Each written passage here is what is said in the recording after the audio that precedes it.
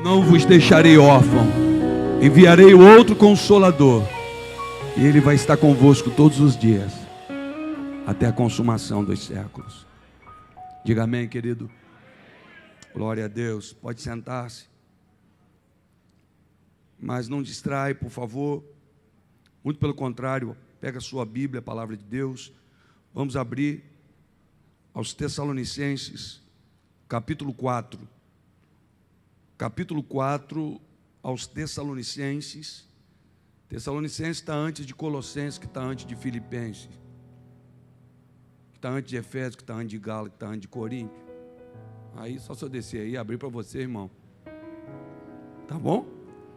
Então você vai lá, Coríntios, tem Gálatas, Efésios, Filipenses, Colossenses, você vai achar Tessalonicenses. Capítulo de número 4, eu tenho uma palavra muito séria aqui com os irmãos hoje. Parece, olhando para o evangelho de hoje, até um pouco desatualizada, mas hoje eu queria conversar com os irmãos sobre santificação, consagração ao Senhor, separado para uso exclusivo de Deus. Nesse tempo que o pecado tão de perto nos rodeia, nós precisamos sim, não apenas ouvir, meditar e buscar consagração. Afinal de contas, está escrito que sem ela, ninguém, sabe o que é ninguém? Ninguém verá o Senhor. Então é consagração. Carta de Paulo aos Tessalonicenses, capítulo 4, a partir do versículo 1. Esse texto ele é dividido. Primeira parte, Paulo está falando sobre consagração, sobre santidade, santificação. E a segunda ele fala sobre o amor fraternal, a comunhão dos irmãos. Eu quero me ater apenas ao primeiro ponto. Então diz assim o texto: finalmente, irmãos, vos rogamos e exortamos no Senhor Jesus, que assim como recebestes de nós, de que maneira convém andar e agradar a Deus, assim andai, para que continueis a progredir cada vez mais. Porque vós bem sabeis que mandamentos vos tenho dado pelo Senhor Jesus. Porque esta é a vontade de Deus. Qual? A vossa santificação. E que vos abstenhais da prostituição. Que cada um de vós saiba possuir o seu vaso, o seu corpo, em santificação e honra, não na paixão da concupiscência, como os gentios que não conhecem a Deus. Ninguém oprima ou engane o seu irmão em negócio algum, porque o Senhor é vingador de todas essas coisas. Como também antes vô-lo dissemos e testificamos, porque não nos chamou Deus para a imundícia, mas para a santificação. Versículo 8, portanto, quem despreza isto, não despreza ao homem, mas sim a Deus, que nos deu também o seu Espírito Santo. Amém. Essa palavra é muito séria, irmãos. E deixa eu falar para você, um sintoma de alguém que já está morto espiritual, é não conseguir ser impactado quando ler um texto como esse. Isso é um sintoma de alguém que está dormente, que está dormindo. Porque não é possível alguém espiritualmente vivo, alguém espiritualmente acordado, ler um texto como esse e não ter, já na leitura, a sua vida chacoalhada. Quando Paulo escreve aos Tessalonicenses, há todo um cenário complicado, naquele tempo de servir a Deus, por conta dos dias pecaminosos, por conta do contexto em que vivia os novos irmãos, aqueles que estavam caminhando na fé. Por isso Paulo começa dizendo: finalmente, irmãos, rogo-vos, exortamo-nos no Senhor Jesus. Exortar não tem só a ideia de bater, de brigar, mas de alertar, de incentivar. É isso que Paulo está dizendo. Gente, vamos acordar. Desperta tu que dormes, diz a Bíblia. Levanta-te dentre os mortos. Quantas pessoas na igreja sonolentas, quantas pessoas na igreja dormentes, não estão atentas aos sinais, não estão atentas aos acontecimentos, não estão percebendo que o mundo que nós estamos vivendo está em decomposição. Se ninguém te disse, eu vou te dizer esta noite: o mundo em que nós estamos vivendo está em decomposição, está fétido. Tudo que está sendo produzido nesse mundo corrupto, nesse mundo mau e pecador, está chegando às narinas de Deus como um cheiro desagradável. E a Bíblia diz que Deus é longânimo, Deus é perdoador, mas não tem o culpado por inocente. Deus também é um Deus de justiça, Deus é um Deus de juízo. A fatura sempre chega. Então Paulo diz: eu estou exortando vocês, eu estou alertando vocês. Aí Paulo vai dizer: de maneira como convém andar e agradar a Deus. Ele já começa a associar uma coisa à outra. Ele está dizendo: olha, eu quero orientar vocês como que devemos andar. Olha a preocupação de Paulo, não apenas de fundar uma igreja, mas de se preocupar com a saúde espiritual da igreja. Queridos irmãos, não basta estarmos na igreja, é preciso termos saúde espiritual, é preciso ter consistência no Senhor, é preciso a gente ter vida com Deus. Não basta apenas vir aos cultos, não basta apenas fazer parte de uma organização, é preciso ser organismo vivo, é preciso entender isso. Por isso Paulo disse: olha, eu vou orientar vocês como devem andar. Mas por que, Paulo? Porque a maneira com que você vai andar, ela pode agradar a Deus ou não agradar. Sabe qual é um dos grandes problemas hoje? As pessoas vão às igrejas para serem agradadas, e se na igreja que ela vai, a palavra, o louvor não a agrada, ela procura outra. Mas Paulo aqui não está muito preocupado com isso. Paulo está dizendo: olha, como vocês devem andar de maneira que vocês agradem a Deus.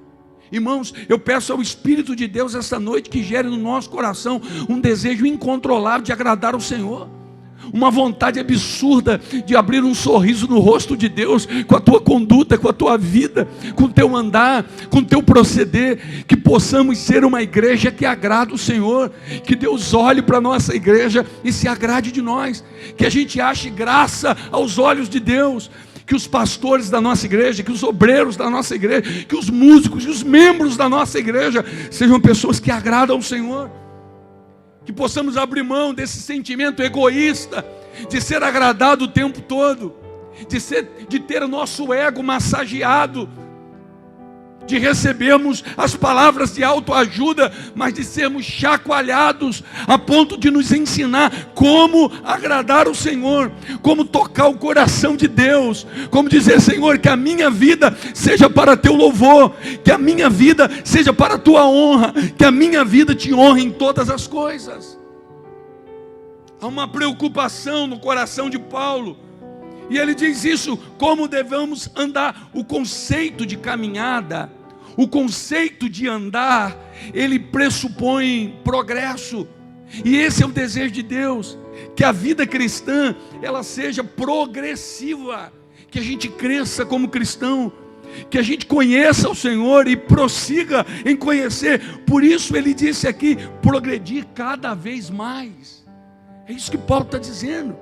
Irmãos, você conheceu Jesus há 5 anos, você conheceu Jesus há 10 anos, e a pergunta é: o que mudou de lá para cá? Qual o nível de crescimento que eu e você alcançamos no Senhor? Qual o nível de conhecimento bíblico, de conhecimento de Deus, de comunhão com Deus? Será que nós somos a mesma pessoa? Ou será, quem sabe, que pior ainda, o nosso presente seja pior que o passado? Aí é regresso. Mas quando Paulo diz isso, ele está dizendo que a caminhada indica progresso, a caminhada indica avanço. Ninguém caminha assim, ó. A gente caminha para frente, a gente caminha avançando. Foi isso que Paulo disse em outro texto, quando ele diz: olha, eu decidi que eu não estou pronto, eu sei que eu não estou pronto, mas eu já deixei as coisas que ficam para trás, e eu estou avançando para aquelas que estão diante de mim. Isso é caminhar, isso é progresso. O desejo de Deus é que eu e você cresçamos na vida cristã, mas é preciso identificar, é preciso certificar-se de que esse andar está sendo um andar na luz, porque a Bíblia diz que antes nós éramos trevas, mas agora nós somos luz.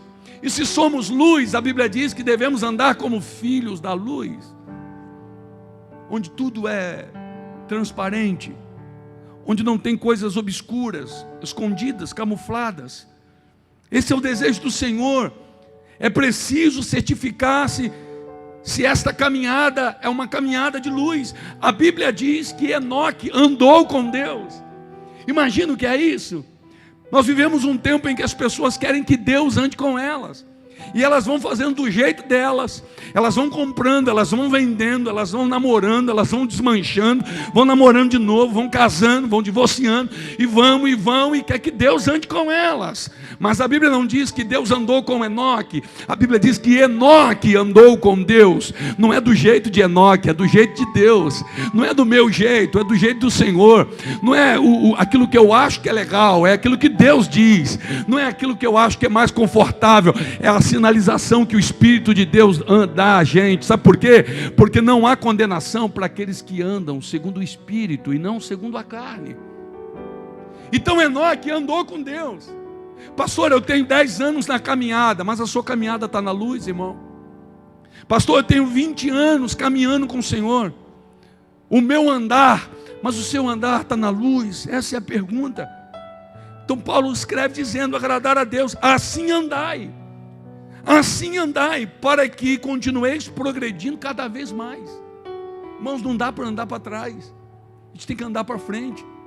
É ser melhor hoje para Deus, para as pessoas, do que a gente foi ontem. É não se conformar com o nosso próprio estado. É saber que nós não estamos prontos, mas que eu não estou escorado na realidade de não estar pronto. Eu estou buscando isso no Senhor.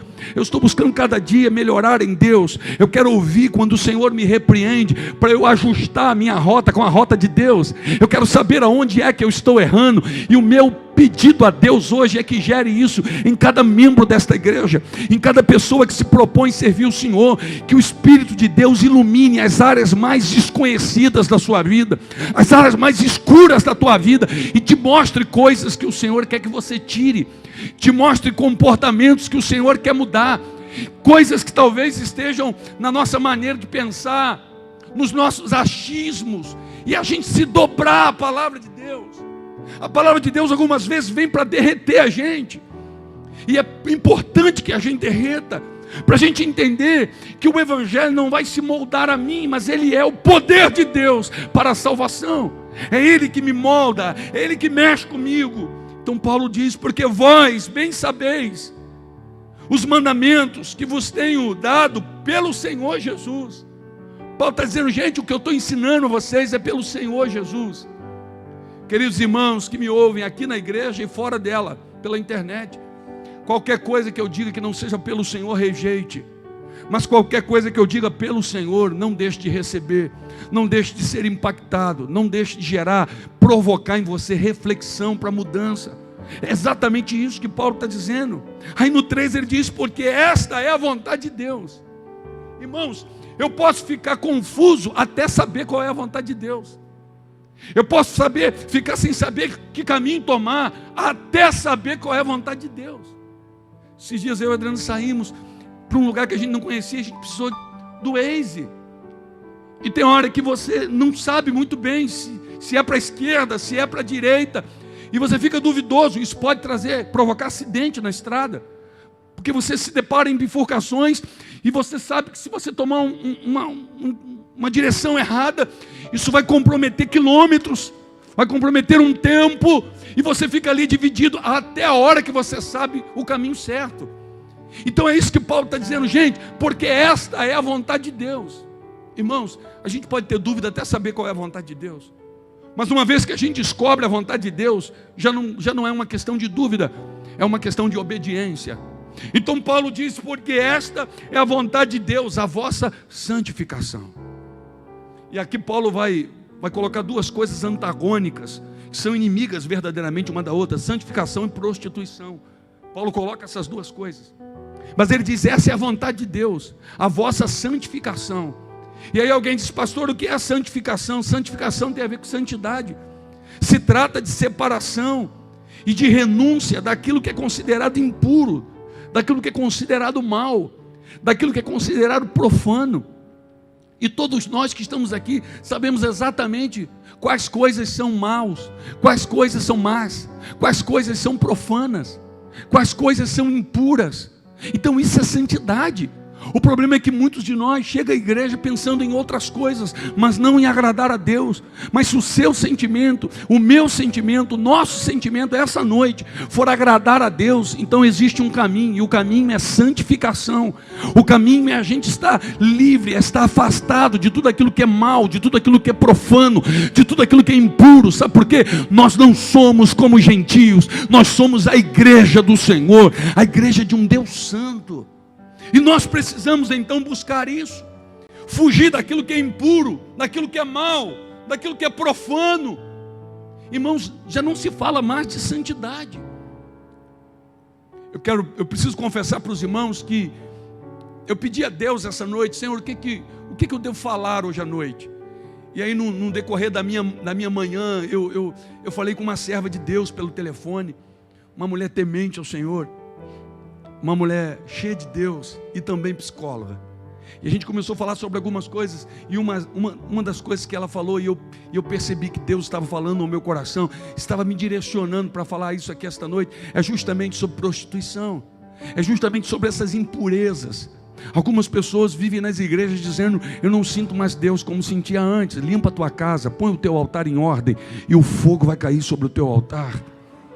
O Espírito Santo, oh glória, Ele não vai dividir espaço com impurezas. O Espírito Santo é um símbolo de pureza do Espírito Santo. Põe a tua casa em ordem, faz esta noite uma faxina espiritual, bota para fora tudo aquilo que Deus não aprova, e você vai viver um tempo de glória na tua vida. Você vai viver um tempo de unção, de graça de Deus. Seleciona as coisas que você vê na televisão, as coisas que você ouve no rádio, as tuas conversas, coloca a sua vida diante do Senhor. Joga fora essa máxima maligna de que não tem nada a ver. Tem a ver sim. Se você quer Deus, entregue para Deus. Se você quer receber do Senhor nesse tempo, entregue para o Senhor esse tempo. Alguém vai dizer: não tem nada a ver. Você vai dizer: para mim tem, porque eu quero agradar aquele que vive e reina para todo sempre. E Deus vai responder.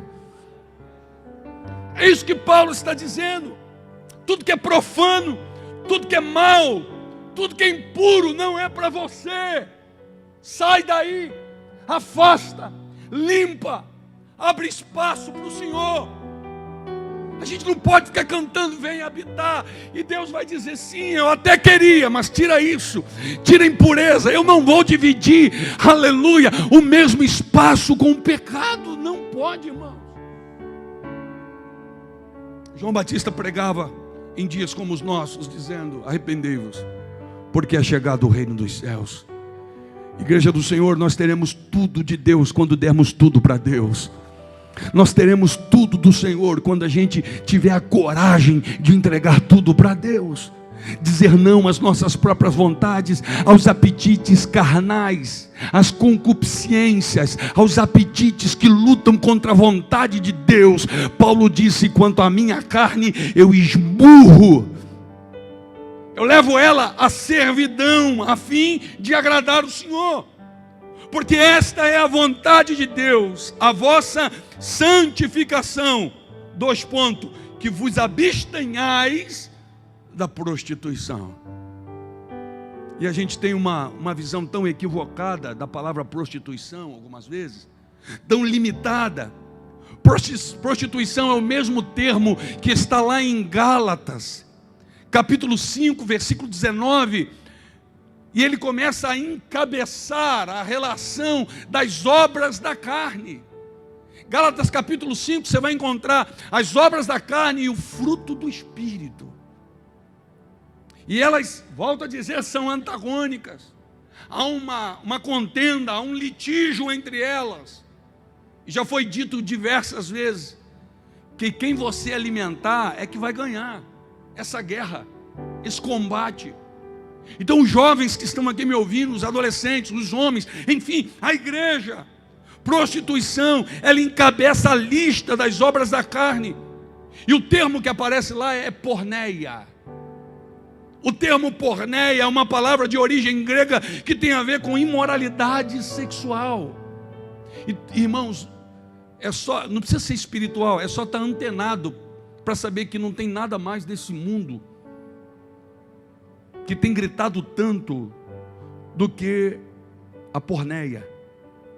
Todas as formas, inclusive filmes e publicações pornográficas. E aí eu fui estudar e a pesquisa é assustadora. Existem pessoas algemadas pela pornografia. Existem pessoas que abriram uma legalidade. Existem portas que eu e você não podemos abrir. Uma vez abertas, é difícil de fechá-las. E essas portas são legalidades para uma ação demoníaca. Quando na verdade o desejo de Deus é que o meu lar e o seu lar seja um Manaim, seja uma morada de anjos, seja uma extensão do céu. Um lugar em que Jesus possa reinar. E a pesquisa diz que 70% dos pastores nos Estados Unidos acessaram pornografia esse mês. 70%. No Brasil, 22 milhões de pessoas assumem consumir pornografia. 76% homens, 24% mulheres, dos quais 69% casados ou namorando sério. Paulo disse: essa é a vontade de Deus, a vossa santificação, que vos abstenhais da prostituição, da porneia. Segundo pesquisas, 25% de todas as pesquisas feitas na internet, escute, 25% de toda pesquisa que qualquer pessoa pode fazer na internet, 25%, elas vão abrir uma janela para alguma coisa pornográfica. 25% de todas as pesquisas feitas na internet atualmente levam a um conteúdo explícito. Você pode pesquisar sobre receita, vai aparecer alguma coisa lá. Você pode pesquisar sobre metalurgia, serralheria, vai aparecer alguma coisa. 25% de tudo que eu e você pesquisamos na internet vai tentar nos empurrar para uma janela como essa. Aí a pergunta é: como é que a gente então consegue frear os menores de idade? A gente não consegue. Eles vão ter que dizer não para si mesmo. Eles vão ter que entender que quando mãe, que quando pai, que quando pastor não vê, Deus está vendo. Isso está ligado a temor a Deus. Está ligado a querer agradar a Deus ou não. Mas não é só jovens e adolescentes. Quantas pessoas escravizadas, quantas pessoas abriram legalidade, o seu leito ficou manchado, sua relação conjugal ficou manchada. Um estudo em uma universidade na Alemanha mostra que 80% dos adolescentes de 16 a 17 anos consomem pornografia na internet. Paulo disse: essa é a vontade de Deus para convosco, santificação, e que vos abstenhais da pornografia, da porneia. Se o teu olho te escandalizar, arranca-o, porque é melhor entrar com um olho no céu do que ser lançado com os dois no inferno. Se os teus dedinhos que digitam te escandalizar, arranca-os. E aí eu não estou falando, é óbvio, literalmente, estou falando para uma igreja inteligente. Abra mão. Se você não consegue lidar com algumas coisas, não lide com elas. Agrade a Deus. Caminhe progredindo, caminhe avançando. Nós estamos falando disso, mas não é só isso. E sensualidade, tanto de homens quanto de mulheres. Sensualidade está ligada à luxúria. A Igreja Católica diz que a luxúria é um dos 7 pecados capitais. Indica uma atitude de amor aos prazeres da carne e comportamento sexual. Sabe qual é o problema hoje? Se a gente fala disso hoje na igreja, a gente é legalista. Se qualquer pastor ensina isso hoje na igreja, é religiosidade. E aí por isso os homens estão se portando de forma sensual. As mulheres, que deveriam ser exemplo para as mais novas, que estão começando na fé, se portam com sensualidade. A Bíblia diz, que é um exemplo, a Bíblia diz lá em 1 Pedro 3,3, que a beleza das mulheres não esteja apenas no exterior, no frisar dos cabelos, no uso de joias de ouro, na extravagância, muito pelo contrário. Depois faz um estudo pessoal sobre moderação cristã. A mulher de Deus, um homem de Deus, ele precisa se portar com moderação. Santidade, santificação. Alguém diz assim: pastor, mas não adianta estar limpo por fora e sujo por dentro. Sim. Se você for na minha casa e eu te der água num copo limpo por dentro e sujo por fora, você não vai querer também. Então aquilo que começa dentro de nós transborda para fora da gente. E as pessoas olham para a gente e dizem: ali vai um homem de Deus, ali vai uma mulher de Deus. Santidade ao Senhor. Quando o sacerdote ia ministrar diante do Senhor, ele tinha uma mitra, e na frente, na sua testa, uma tarja de ouro batido, escrito: santidade ao Senhor. É isso que nós precisamos resgatar. Nós queremos o agir de Deus aqui em nosso meio, na nossa vida. Nós queremos a presença de Deus na nossa casa. Nós precisamos essa noite promover uma faxina espiritual. Uma faxina espiritual em nome de Jesus. Sensualidade. Às vezes é complicado você ver um cristão na igreja de um jeito, mas é só você ir num aniversário que você encontra ele ou ela de outro jeito. É só um evento social, é só num casamento, e você fala: não, não é aquela irmã, não é aquele irmão. O decote, o comprimento, o lascado. Santidade ao Senhor. Servir a Deus não é imposto, irmãos, é oferecido. Então, se eu aceitei, eu preciso saber que antes de aceitar, eu fui aceito por Ele, e que agora eu tenho que me enquadrar diante do Senhor. Esse é um tempo de muitos escândalos. E escândalos, escute isso, escândalo é um sinal profético, mas a Bíblia diz: ai daquele pelo qual o escândalo vier. Melhor para ele ou para ela que não tivesse nascido. Às vezes o meu coração se entristece profundamente como pastor, e aí eu acabo me identificando com alguns pais e mães, embora eu não seja pai e mãe da igreja, ou seja, só um pastor, mas eu me identifico quando eu ouço um pai dizendo: pastor, onde eu errei? A mãe diz: pastor, onde eu errei com esse menino, onde eu errei com essa menina? E aí quando eu me deparo em algumas situações, como vez ou outra eu me deparo, um servo de Deus, uma serva de Deus, se vestindo, se portando, se falando de forma imprudente, não moderada, eu me pergunto: onde que eu errei como pastor? Mas essa noite eu estou deixando aqui a palavra de Deus, como ela é. Paulo diz isso: porque esta é a vontade de Deus, a vossa santificação. Você que é mulher de Deus, ande como uma mulher de Deus. Sensualidade é pecado. Eu não estou falando em hebraico, não estou falando em língua dos anjos, estou falando a língua dos homens. Sensualidade, pecado. Você que não é casado ou casada, guarde para o teu matrimônio. Você que já é casado, guarde para o teu marido. Se porte como um homem de Deus. Não tem problema falar: o pastor é religioso. Não tem problema. Eu só preciso sair daqui, descer desse altar no final desse culto, com meu coração em paz, que eu entreguei a mensagem de Deus, que eu ensinei a palavra de Deus como ela é. Oh Jesus, oh bendito seja o teu nome. Os filhos de Deus precisam se portar com moderação. 1 Pedro 3,3, Tito também vai dizer da moderação, do equilíbrio. Isso é moderação. Fugir do exagero. Você pode ser extremamente elegante em santidade. A irmã em Cristo pode ser extremamente elegante, sem precisar copiar o mundo.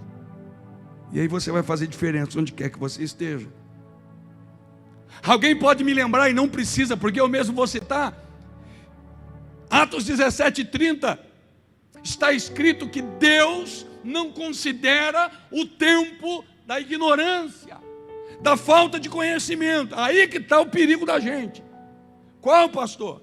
O perigo é quando nós temos o conhecimento das coisas e as negligenciamos. Aí é diferente. Você sabia que só existe punição quando existe lei. Só existe multa de trânsito porque existe lei de trânsito. É proibido pôr um radar sem uma placa. Então a placa diz, aqui é 70 km por hora. À frente tem um radar. Ao lado tem um radar. Quando é que Deus nos cobra? Quando nós somos conhecedores da verdade. E aí Mateus capítulo 11. Você pode abrir comigo a palavra de Deus, por favor? Estou caminhando para o fim. Mateus capítulo 11, versículo 20. Aqui está um grande perigo que todos nós corremos. Ah, pastor, eu estou na igreja. Então você corre mais perigo do que quem não está. Está mais perigoso para você do que para quem não está. Mateus 11, 20. Então começou ele a lançar em rosto as cidades onde se operou maior parte dos seus prodígios. Jesus está lançando no rosto as cidades que foram operados os maiores prodígios. E ele diz assim no 21, ai de ti, Corazim, ai de ti, Betsaida, porque se em Tiro e Sidom fossem feitos os prodígios que em vós se fizeram, há muito que se teriam arrependido com panos de saco, grosseiro e com cinza. Por isso eu vos digo que haverá menos rigor para Tiro e Sidom no dia do juízo do que para vós. E tu, Cafarnaum, que ergues até os céus, serás abatida até os infernos. Que palavra dura. Porque se em Sodoma tivessem sido feitos os prodígios que em ti se operam, teria ela permanecido até hoje. Porém, eu vos digo que haverá menos rigor para os de Sodoma no dia do juízo do que para ti. Sabe o que Deus está dizendo? Vocês têm um conhecimento do certo, então não façam o errado. Vocês estão todo dia na minha casa, vocês estão ouvindo a palavra. A Bíblia fala, aí que está o perigo, irmãos. Quando a falta de temor vem, a gente sabe o certo e opta pelo errado. A gente sabe o que agrada a Deus, mas a gente resolve fazer exatamente o que não agrada. A Bíblia vai dizer, a Bíblia vai falar de um rei chamado Beltsazar. A gente conhece a história. O texto sagrado diz que Beltsazar, ele foi o último rei da Babilônia. E um dia, no auge da sua prepotência, na sua soberba, em uma festa na Babilônia, e normalmente as festas eram compostas de muita bebida, de muita promiscuidade, de muita prostituição, de muita orgia. E ele lembra de alguns vasos consagrados da casa do Senhor, que numa conquista ele tinha trazido. Então, no auge da sua soberba, ele manda trazer os vasos consagrados. O que ele está fazendo? Ele está misturando o santo com o profano. Irmãos, isso chega a ser uma insanidade. Alguém que não consegue entender a importância do altar de Deus, a importância de ministrar na casa de Deus, a importância daquilo que a gente faz, precisa ser feito em consagração. Alguém traz os vasos e diz a Bíblia que ele manda pôr vinho nos vasos. E quando ele faz isso, aparece uma mão na parede. E essa mão escreve Mene, Mene, Tekel, Parsim. Ele fica louco com aquela visão. Aquilo perturba o coração dele. Ele manda chamar alguém e alguém dá a tradução, dizendo, rei, quer saber mesmo? Sabe o que está escrito aí? Antes de dizer o que está escrito, o que você fez? Ele disse, não, estava tudo bem até a hora. Enquanto eu estava só na imundícia, enquanto eu estava só na prostituição, ok. Mas quando eu mandei trazer os vasos consagrados e misturei uma coisa com a outra, irmão, é isso mesmo que eu estou dizendo. A gente tem que optar, ou santo, ou profano. Pastor, não dá para mim não. Deus te abençoe. Vai à luta, vigia. Pastor, eu quero. Então separa uma coisa da outra. Quando eu trouxe os vasos, foi a hora que apareceu essa mão. E aí alguém disse, foi aí que tu errou. Quer saber a tradução? Está escrito que você foi pesado na balança, foi achado em falta, o teu reino foi dividido e a casa caiu. Os inimigos prevalecerão contra você. Acabou para você. Por quê? Porque insanamente ele misturou o santo com o profano. Ele não sabia? Claro que sabia. Os vasos eram consagrados.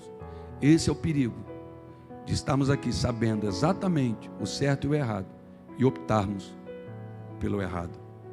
Haverá menos rigor para Sodoma e Gomorra do que para todos nós, que acabamos de ter um período de louvor aqui maravilhoso, alguns chorando, outros falando em línguas. Segui a paz com todos e a santificação, sem a qual ninguém verá o Senhor. Igreja Ebenezer é tempo de uma faxina espiritual. É tempo de tirarmos toda a impureza, toda a falta de perdão, toda a malignidade. Os nossos pecados, eles são acidentais. Eu não posso conceber crentes premeditados.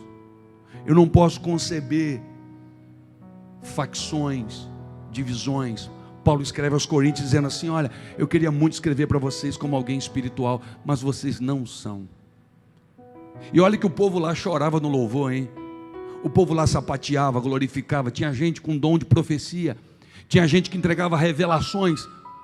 Qualquer um de nós diria: que povo espiritual. Paulo disse: vocês são carnais, porque quando vocês se juntam, vocês não se juntam para melhor, senão para pior, porque há entre vocês contenda, dissensões.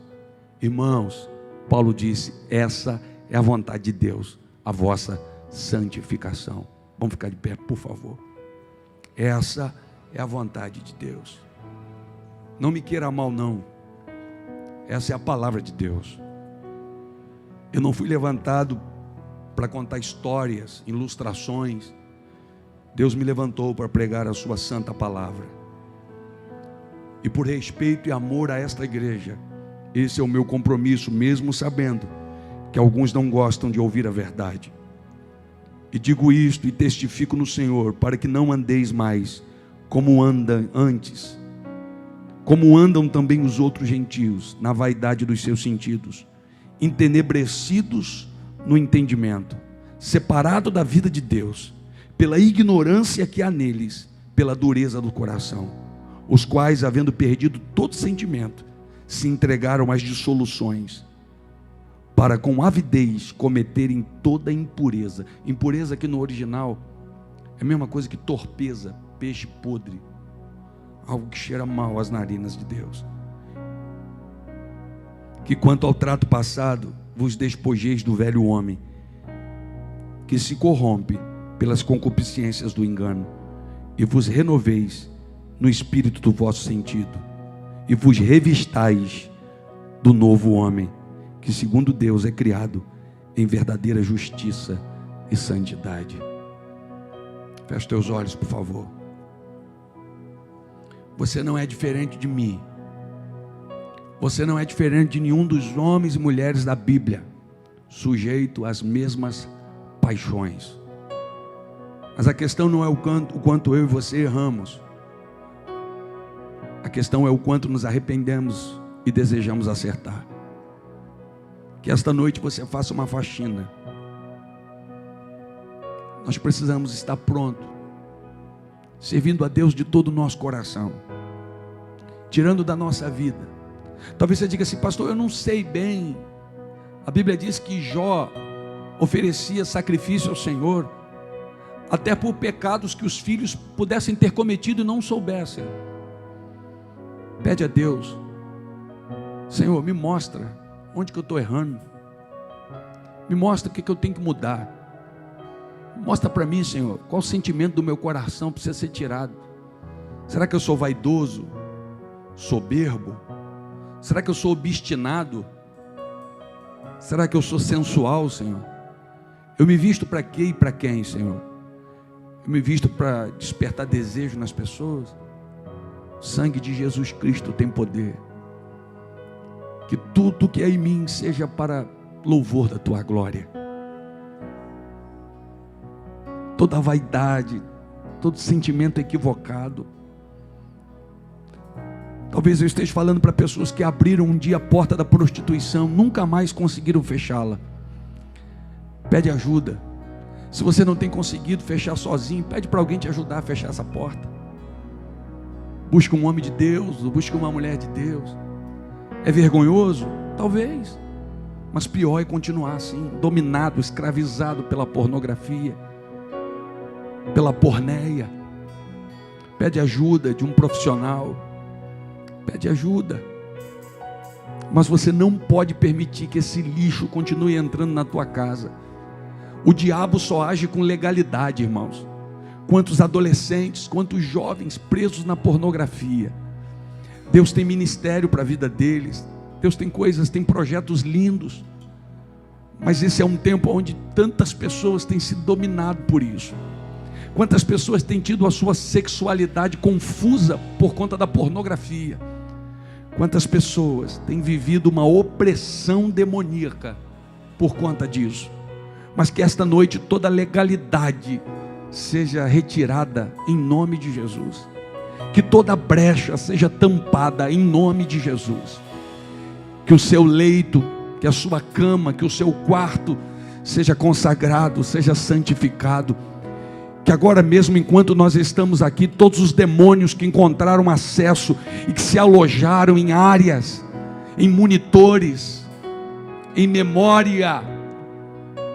memórias de visualização, de acesso, sejam repreendidos, mas que a gente saia daqui desejoso de buscar santidade, de consagrar nossa vida em oração, em jejum, em dizer não para a carne, dizer não para os desejos carnais e dizer: eu vou pôr a minha vida no altar, eu vou andar como um santo homem de Deus, vou andar como uma santa mulher de Deus, eu vou mudar coisas na minha vida, eu vou agradar o Senhor, e você vai ver em pouquíssimo tempo o que Deus vai fazer na tua vida.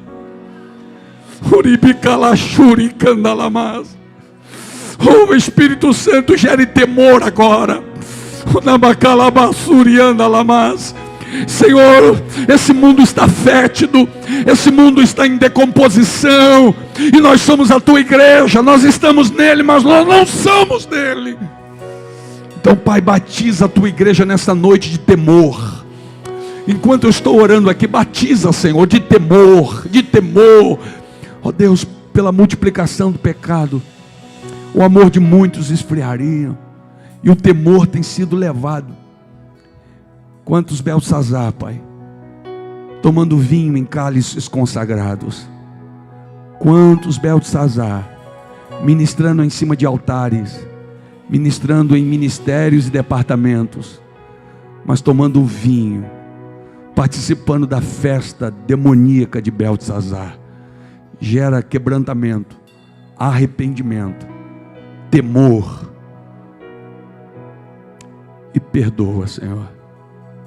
Que possamos sair daqui hoje.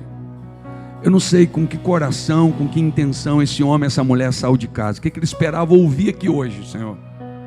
Mas eu te louvo, porque eu estou falando exatamente o que eu creio que o Senhor quer falar. Abençoa a tua igreja, Pai. Abençoa o teu povo, Senhor. Abençoa, abençoa.